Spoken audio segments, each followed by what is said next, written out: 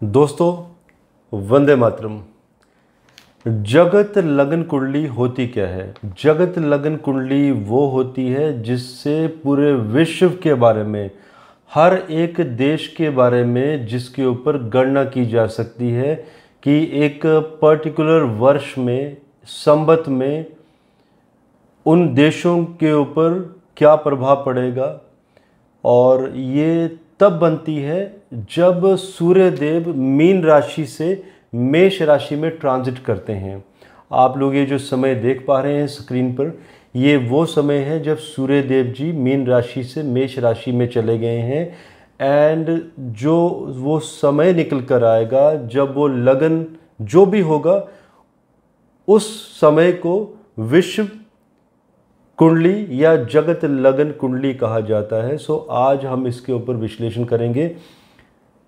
देखिए दोस्तों, अगर इसके ऊपर विश्लेषण करना शुरू करेंगे तो 2 दिन निकल जाएंगे, बिकॉज दुनिया बहुत बड़ी है। लेकिन आज मैं शॉर्ट एनालिसिस दूंगा सिर्फ हमारे जो पड़ोसी राज्य हैं उनके ऊपर, कि हमारे और उनके संबंध और भारत पर इस विश्व लगन कुंडली का क्या प्रभाव पड़ेगा। सबसे पहले तो भारत की ही हम बात करें। हमारी जो प्रभाव राशि है भारत की, वो है मकर, और ये कुंडली भी मकर लगन में ही निकल कर आई है। शनि देव जी स्वयं लगन पर बैठे हैं, तो ये क्या इंडिकेशन देता है कि भारत का पूरे विश्व में एक अलग स्थान बनेगा, एक अलग दर्जा मिलेगा, भारत का प्रभाव बढ़ेगा। एंड भारत विश्व गुरु बनने की जो राह हम लोगों ने पकड़ी हुई है, उसमें एक स्टेप हम और आगे चले जाएंगे। एवं शनि देव जी का साथ में लगन पर होना ये और इंडिकेट करता है कि भारत में छोटे छोटे लघु उद्योग बहुत ज़्यादा ओपन होंगे। तो अगर हम रोजगार की भी बात करें, मैंने आप लोगों से प्रॉमिस किया था कि मैं एक रोजगार पर भी वीडियो लेके आऊँगा। आप इस वीडियो से ही रोजगार के बारे में समझ लीजिए। जो मैं कहना चाहता हूं कि भारत में जो वर्ष है भारत के लिए 22 मई के बाद, 2021 के बाद, भारत में बहुत बड़े पैमाने पर विदेशी निवेश होने वाला है। तो दोस्तों, जब किसी कंट्री में निवेश होता है तो कहीं ना कहीं उसका फ़र्क दूसरी कंट्री में भी पड़ता है, क्योंकि अभी हम कोविड से बाहर ही निकले हैं एंड व्यापार जगत फिर से शुरू हो रहा है। तो अगर भारत में व्यापार बढ़ेगा तो किसी कंट्री में कम भी होगा। पहले तो हमें ये जानना ज़रूरी है कि सबसे ज़्यादा व्यापार किस देश में बढ़ेगा। जैसे मैंने कहा कि भारत की प्रभाव राशि मकर, ये इंडिकेट करती है कि ये जो संवत है, ये जो जगत लगन कुंडली बनी हुई है, तो 14 अप्रैल टू 14 अप्रैल 2022 तक का जो समय है, ये भारत एक ऐसा देश होगा जिसमें पूरे विश्व में सबसे ज़्यादा रोजगार के अवसर बढ़ेंगे और सबसे ज़्यादा रोजगार पैदा होगा, सबसे ज़्यादा फैक्ट्रियां लगेंगी, बड़े बड़े उद्योग लगेंगे। मीन्स हम लोग हर तरह से, हर टेक्नोलॉजी में अभी आगे बढ़ने वाले हैं। और अगर फ़र्क पड़ेगा तो कौन से देश में पड़ेगा? दोस्तों, चाइना के बारे में, चाइना की प्रभाव राशि भी हम देखते हैं। चाइना की प्रभाव राशि है मेष। आप इस कुंडली में चौथा घर देखिए, चतुर्थेश मंगल, छठे घर में शत्रु क्षेत्री चले गए हैं। चतुर्थेश चाइना का, जो चाइना के बारे में अभी गणना करेंगे चौथे घर से, तो चौथा घर जो राजनीति है उसका जनता के साथ कनेक्शन और जनता का के बारे में गणना करना, जनता का सुख, जनता की सुख सुविधाएं।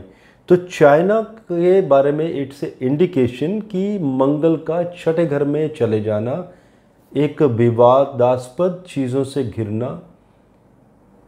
साथ में एक पॉइंट और देख लेते हैं, 11वां घर। 11वें घर से देखा जाता है विश्व के संबंध, व्यापारिक संबंध, इंपोर्ट एक्सपोर्ट, आर्थिक नीति के बारे में 11वें घर से गणना की जाती है। और 11वें घर में केतु का चले जाना, एक ऐसा देश जिसने केतु से देखा जाता है महामारियों के बारे में, कोविड के बारे में, इस वायरस, इस महामारी के बारे में केतु से गणना की जाएगी। केतु का घर में चले जाना, अर्थात चाइना द्वारा ये जो वायरस दिया गया है, तो कहीं ना कहीं ये वायरस चाइना के ऊपर अभी बहुत ज़्यादा फर्क डालेगा। चाइना के ऊपर बहुत बड़े बड़े प्रतिबंध लगेंगे और बहुत सारे देश मिलकर चाइना के ऊपर आर्थिक प्रतिबंध भी लगाएंगे, चाइना का बहिष्कार भी होगा, चाइना के ऊपर आर्थिक संकट भी आएगा। तो कहीं ना कहीं चाइना में जो उद्योग लगे हुए हैं ऑलरेडी, ऐसे देशों के जो देश अभी भारत में निवेश करेंगे, तो कहीं ना कहीं अपना वो जो निवेश है चाइना में, उन फैक्ट्रियों को वहाँ से बंद भी किया जाएगा। तो इसलिए जब हम चौथे घर को देखते हैं तो चौथा घर पीड़ित है चाइना का, मेष राशि पीड़ित हो चुकी है। 11वां घर केतु का यही इंडिकेट कर रहा है कि चाइना का पूरे विश्व द्वारा बहिष्कार होगा, चाइना आर्थिक संकट चाइना में बढ़ेगा एंड वही जो निवेश भारत में आएगा, तो कहीं ना कहीं भारत में रोजगारी बहुत ज़्यादा बढ़ेगी। लेकिन दोस्तों, इसके भी परिणाम कुछ अच्छे नहीं होंगे। ठीक है, माना कि भारत में रोजगारी बहुत ज़्यादा बढ़ेगी, रोजगार के अवसर बहुत ज़्यादा बढ़ेंगे, लेकिन जब ये इम्बैलेंस होगा कि एक तरह निवेश बंद एंड दूसरी कंट्री में फैक्ट्रियां शुरू, तो ये एक आर्थिक मंदी की तरफ भी इशारा करता है कि पूरे विश्व में कहीं ना कहीं आर्थिक मंदी, क्योंकि वस्तुओं की कमी, तो कुछ देशों में इसका दुष्प्रभाव भी पड़ेगा। भारत के लिए ये समय बेहतर रहेगा। भारत का सेंसेक्स बढ़ेगा, निफ्टी, शेयर मार्केट एवं भारत में जो रुपया है उसकी वैल्यू डॉलर के मुकाबले इस वर्ष में ज़्यादा बढ़ेगी। दोस्तों, चाइना के ऊपर जब ये प्रतिबंध लगेंगे तो डेफिनेटली चाइना रेटिलिएट तो ज़रूर करेगा। तो आगे हम देखेंगे कि और क्या क्या होने वाला है।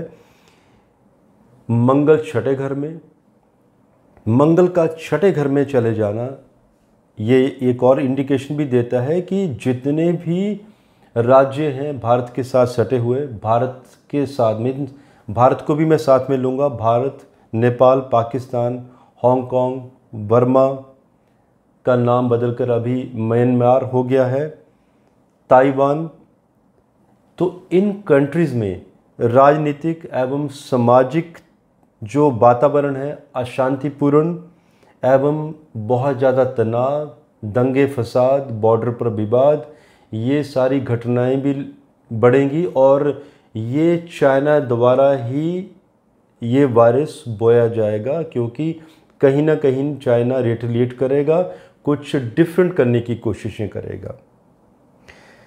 एस्पेशली पाकिस्तान का जो समय है ये बहुत ख़राब होगा इसी संबत के साथ, क्योंकि चाइना की अगर हम बात देखें तो चाइना एक गुलाम देश बनता जा रहा है। एवं इसके ऊपर मैंने वीडियो भी दिए हैं दोस्तों, और मैंने टिप्पणी भी दी है और मैंने कहा भी है कि चाइना के डेफिनेटली 3 टुकड़े होंगे। मैं आप लोगों को कुछ कहना चाहता हूँ, अगर आप चाणक्य की कभी बुक्स पढ़ते हो तो चाणक्य ने लिखा था कि किसी विश्व का, किसी देश का अगर वर्चस्व ख़त्म करना हो तो सबसे इम्पॉर्टेंट है कि उसके किनारों को पहले तोड़ा जाए। तो अभी वो शुरुआत नहीं हुई है, बल्कि उल्टा हो गया था कि हमारे देश में जब हम पाकिस्तान पर अटैक कर सकते थे दिसंबर 2020 के दिनों में, तब हमारे देश में ही ये होना शुरू हो गया था और कुछ देशद्रोहियों ने देश को अस्थिर करने की कोशिशें की और अभी भी ये चल रहा है। तो बहुत ज़रूरी है कि पहले अपने देश को स्टेबल किया जाए, तब उस मुद्दे के ऊपर सोचा जाए। बिकॉज़ मेरा ये मानना है कि दोस्तों, हमें एक भी हमारे सैनिक की शहादत नहीं देनी है।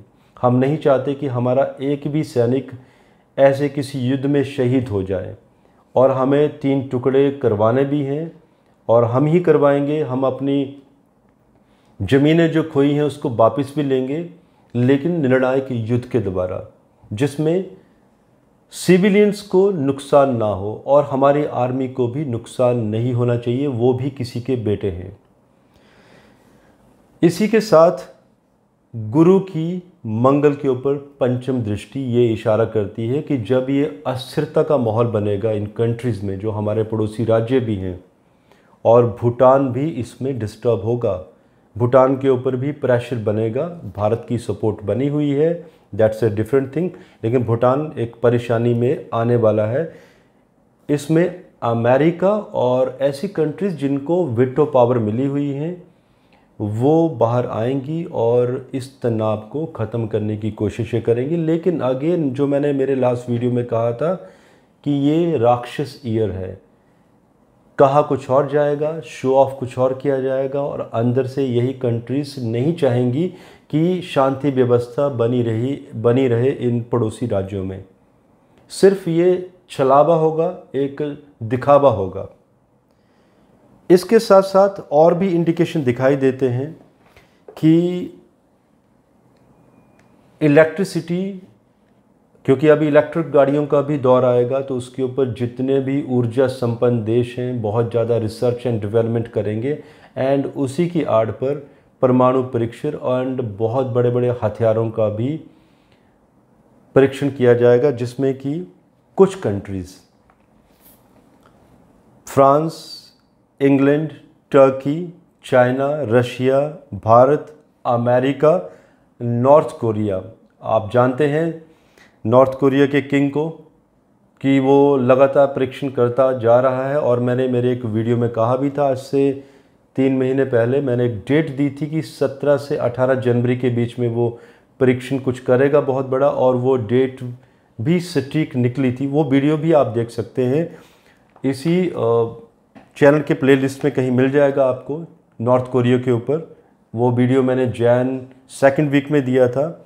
एंड पाकिस्तान भी इस होड़ में लगा रहेगा। एंड साथ में आ जाती है अब बात ईरान की। तो दोस्तों, ईरान भी इस वर्ष कोशिशें करेगा परमाणु संपन्न बनने की, लेकिन इजराइल की कोशिशें रहेगी उसको परमाणु संपन्न ना बनने दिया जाए, अदरवाइज़ वो विश्व के लिए एक बहुत बड़ा खतरा बन जाएगा। सो दोस्तों, ये मेरे एनालिसिस हैं हमारे पड़ोसी राज्यों के बारे में। आप लोगों की जो भी राय है आप कमेंट बॉक्स में दे सकते हैं। फाइनली कंक्लूजन यही है कि ये जो विश्व लगन कुंडली है ये यही इंडिकेट करती है कि भारत के लिए, रोजगार के लिए, एम्प्लॉयमेंट के लिए ये सबसे बेहतर समय है। 14 अप्रैल से शुरू हो जाएगा, लेकिन ये प्रोमिनेंट होगा 22 मई के बाद, जब पूर्ण तरीके से रोजगार के अवसर बढ़ने शुरू हो जाएंगे। अगर आप लोग चाहते हैं कि पूरे विश्व के बारे में भी गणना की जाए तो हम कर सकते हैं, लेकिन उसमें बहुत वक्त लगेगा। हर एक भाव के ऊपर जाकर उन कंट्रीज़ के बारे में एक एक विश्लेषण करना पड़ेगा, उन कंट्रीज़ की कुंडली को भी देखना पड़ेगा कि वो कुंडली क्या कहती है। इसमें वक्त लग सकता है बहुत ज़्यादा। सो दोस्तों, मुझे इजाज़त दीजिए। धन्यवाद। भारत माता की जय।